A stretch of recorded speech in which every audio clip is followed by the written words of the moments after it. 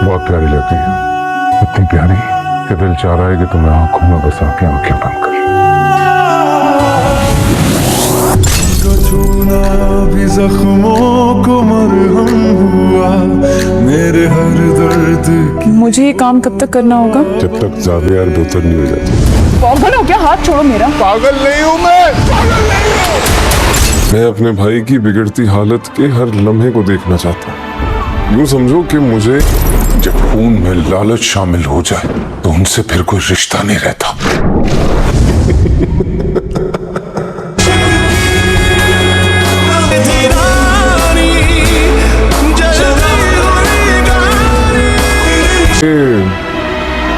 सुकून मिलता है। कैसे रहूंगा पापा के बगैर? I can't live without him. मैंने उसके साथ बड़ी ज्यादती कर दी थी, कहीं उसने मुझे बद्दुआ तो नहीं दे दी? ऐसा ही मेरा भाई, पापा याद आ रहे हैं। जुलेसा आप बाबा को लेके पता नहीं कहाँ गए, मुझे बहुत डर लग रहा है। और अपने लिए रानी, मैं क्या मांगा? तुम्हारा राजा। राजा रानी की नई आने वाली एपिसोड बहुत ज़्यादा इंटरेस्टिंग हो चुकी हैं दोस्तों। यहाँ ज़ावियार के डैड जो उसका एक बहुत बड़ा सहारा थे, जो कि उसका एक बहुत बड़ा फेवर करते थे, उसकी जहनी तवाज़ुन खो बैठने के बावजूद उसको कभी आज तक पागल खाने नहीं लेके गए। बस वो जस्ट उसका इलाज करवा रहे थे अच्छे से अच्छे डॉक्टर्स के लिए, और उसके लिए वो सब कुछ कर रहे थे जिससे किसी तरीके से ज़ावियार बेहतर हो जाए। यहाँ उन्हें एक रानी ही बेहतर ज़रिया नज़र आई थी, जिसके साथ राजा ने अपने आप को काफ़ी ज़्यादा अपने आप को मैनेज किया और काफ़ी ज़्यादा उसमें इम्प्रूवमेंट आई। लेकिन यहाँ ज़ावियार इस कदर उसमें अटैचमेंट हो चुका था कि वो अपने दिल में काफ़ी ज़्यादा रानी के लिए जगह बना चुका था। लेकिन रानी ने उसके इस रवैये से और उसकी इस सोच से गलत नज़रिया ले लिया और ज़ावियार को काफ़ी ज़्यादा बेइज्जत करके अपने घर से निकाल दिया, क्योंकि रानी ये समझ बैठी कि अगर ज़ावियार ने उसे ये गिफ्ट दी हैं तो ज़रूर उसके दिल में मेरे लिए कोई फीलिंग्स आ गई हैं, इसलिए कि वो अपने राजा का इंतज़ार कर रही है और राजा के अलावा आज तक उसने किसी से मोहब्बत नहीं की।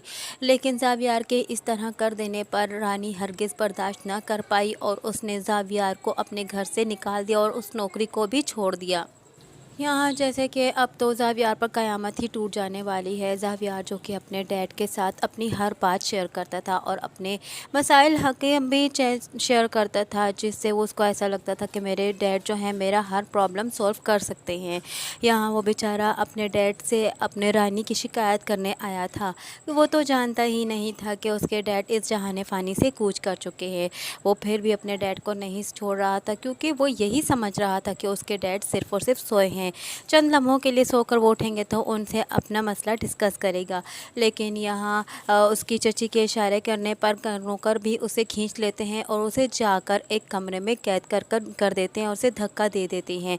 वहाँ यहीं पर अब ज़ावियार की ज़िंदगी बहुत मुश्किल होने वाली है। ज़ावियार को जब दूसरा रास्ता नज़र आता है रूम से, तो वो दूसरा नौकर वहाँ पर खड़ा होता है, तो वो भी उसे अंदर धक्का देकर वहाँ से पीछे से दरवाज़ा बंद कर लेता है, क्योंकि अब तो नौकरों के दिल से भी इस बात का डर निकल चुका है कि जो उसके डैड थे वो ही उसको सेव करते थे, उसको सिक्योर करते थे और सभी को उसकी इज़्ज़त करनी पड़ती थी। लेकिन अब सभी उसके साथ बहुत बुरा बिहेव कर रहे हैं। यहाँ ज़ावियार अकेले रूम में बेचारा रो रहा होता है कि चची के कहने पर आखिरकार उसे खोल दिया जाता है कि ताकि दुनिया वालों को पता चले कि वो एक पागल इंसान है और उसे पागल खाने में ही होना चाहिए। यहीं से शुरुआत होने वाली है इनके चचा की अपनी मर्ज़ी। वो यही दुनिया वालों को दिखा देंगे कि ज़ावियार एक पागल इंसान है और उसे पागल खाने में ही रहना चाहिए। यहाँ जुनैद जो है वो उसे धोखा देगा, वो रोता रहेगा और उसे तसल्ली देते हुए कहेगा कि क्या तुम अपने डैड से मिलना चाहते हो। तो ज़ावियार काफ़ी ज़्यादा खुश हो जाएगा और उसके भोलेपन का फ़ायदा जुनैद उठाकर उसे अपने साथ बाहर ले जाएगा। लेकिन यहाँ भी अम्मा भी काफ़ी ज़्यादा परेशान है, क्योंकि वो जानती हैं कि जुनैद अब खुले आम ज़ावियार के साथ जो चाहेगा वो कर सकेगा। भी अम्मा काफ़ी ज़्यादा परेशान होती हैं और वो ज़ावियार की पहली बीवी से भी यही कह देती हैं कि अगर तुम्हें अपने ज़रा से भी ज़ावियार के साथ कुछ अच्छे लम्हे बिताए हैं तो उसका तुम्हें वास्ता तुम आकर ज़ावियार बाबा को बचा लो। यहाँ वो आ तो जाती है, लेकिन उसका मकसद भी कोई और है। वो जायदाद के लिए इस घर में आएगी, वो ना कि ज़ावियार की खातिर इस घर में आई है। ज़ावियार के होने ना होने से उसे अब कोई फ़र्क नहीं पड़ता। वो भी जो है इस बात को सुनकर काफ़ी ज़्यादा खुश हो जाएगी कि ज़फ़र साहब अब इस दुनिया में नहीं रहे। अब जिसका जो दिल चाहेगा वो आएगा, लूटेगा और अपने साथ ले जाएगा। यहाँ भी अम्मा ही हैं जिनको काफ़ी ज़्यादा फ़िक्र है ज़ावियार की, और अब वो काफ़ी ज़्यादा परेशान हैं कि उन ज़ावियार पापा का क्या होगा, क्योंकि ज़ावियार को साथ अब बहुत बुरा होने वाला है। ज़ावियार को जैसे ही जुनैद अपने साथ ले जाता है तो यहाँ भी अम्मा को तो कोई नज़र नहीं आता अपनी मदद के लिए मांगने के लिए। उन्हें वाहिद ज़रिया नज़र आता है तो वो सिर्फ़ और सिर्फ रानी ही है।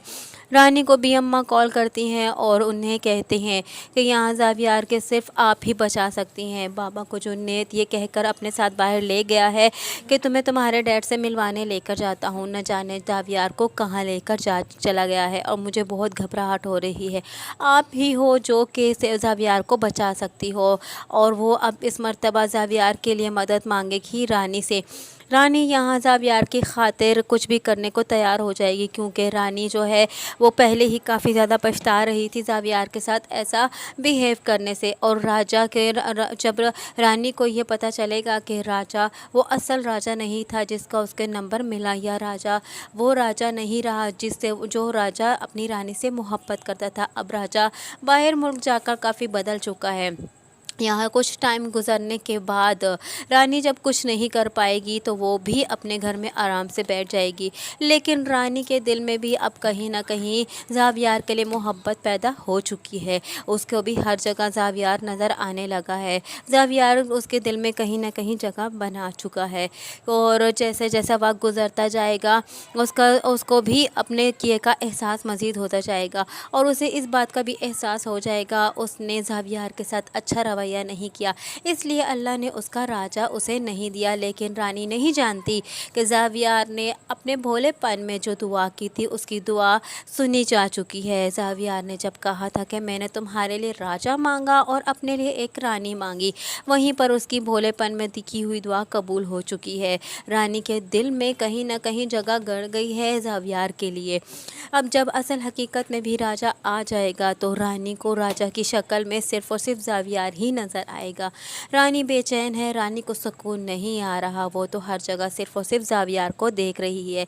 लेकिन जैसे ही रानी को पता चलेगा कि ज़ावियार के साथ अच्छा बिहेव नहीं हो रहा और जुनैद ने ज़ावियार को पागल खाने डाल दिया है, ज़ावियार के पीछे वो काफ़ी ज़्यादा भाग दौड़ करेगी और आखिरकार इस बात की खोज लगा ही लेगी कि ज़ावियार को जुनैद ने किस जगह फेंक दिया है। यहाँ ज़ावियार बेचारा रो रहा है, सिसक रहा है, उसे भूखा रखा जा रहा है, उसे काफ़ी ज़्यादा टॉर्चर किया जा रहा है, लेकिन यहाँ कोई नहीं है जो उसकी मदद कर पाए। अब वाहिद रानी ही है जो उसकी मदद कर सकती है।